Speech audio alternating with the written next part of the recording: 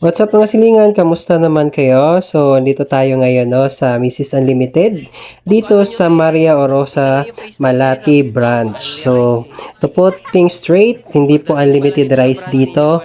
So, sa ibang branch lang daw po yun tulad ng Quiapo at sa iba pang branch.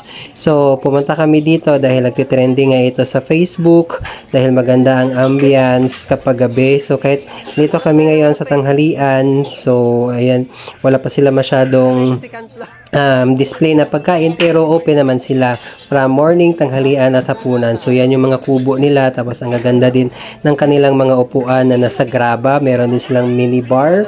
So dahil mainit sa labas, ang pinili namin ay dito muna sa loob ng aircon area. Ayan, so meron din silang CR, meron silang second floor, meron silang 3 kubo. Maganda yung kanilang lugar. So of course, pasok na tayo dito sa malamig na area nila. So napaka-comfy naman dito, nice ng view, napakalamig. Tapos hindi rin siya mabaho. Though meron nga lang isang langaw na nakapasok doon sa area namin, pero pinalayas na namin 'yon. Hindi na kami tumawag ng service crew.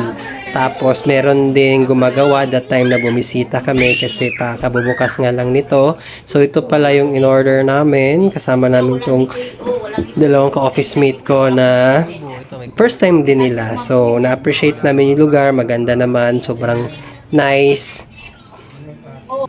So, andito na nga si Kuya, dala na niya ang aming mga order. First niya sinerve is ang bulalo na tag 275. Umorder din kami ng Paris Nut Overload na 120. Tapos yung dalawang pagkain na sizzling plate nila is tag 125 yan na may kasama, na walang kasamang drink. So, ang drinks nila is separate bayad. So, in order nitong kasamahan kong si Andrew is yung red tea which is 30 pesos.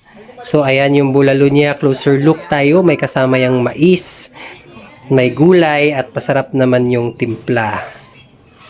Yan. Closer look pa rin para nakakatakam. So, ayan kasamahan namin. 3 lang kami kumain dyan. Ayan, 30 pesos po yung hawak niya na tea. Red tea ang tawag nila dyan. Dito sa area na to is nasa loob kami ng aircon area. Kalimutang pag-inom.